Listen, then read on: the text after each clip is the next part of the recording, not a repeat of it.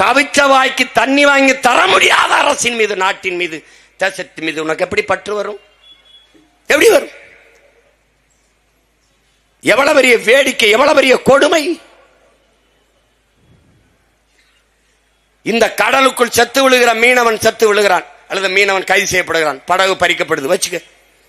இந்த நாடும் ஏடும் அல்லது சட்டமன்றமோ நாடாளுமன்றமோ ஒரு இடத்திலேயாவது இந்திய மீனவன் சுடப்பட்டான், இந்திய மீனவன் சிறைபிடிக்கப்பட்டான், இந்திய மீனவனின் படகு பறிக்கப்பட்டது, அவன் வலைகள் கிழிக்கப்பட்டது, அவன் தாக்கப்பட்டான் என்ற செய்தி படிக்காது, பேசாது, பேசியதில்லை.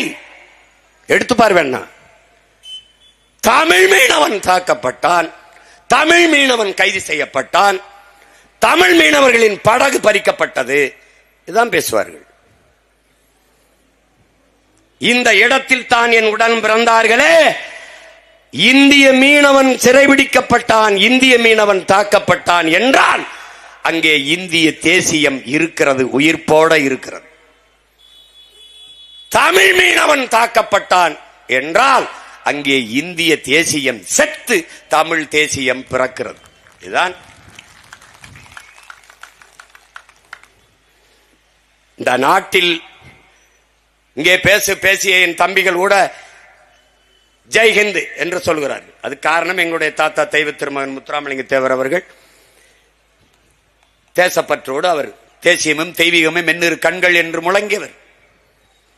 ஒருவேளை இன்று எங்கள் தாத்தா தெய்வ திருமகன் முத்துராமலிங்க தேவரும் எங்கள் தாத்தா பெருந்தலைவர் காமராஜரும் இன்று இருந்தால் எங்களை முந்திக் கொண்டு தமிழ் தேசியம் பேசியிருப்பார்கள்.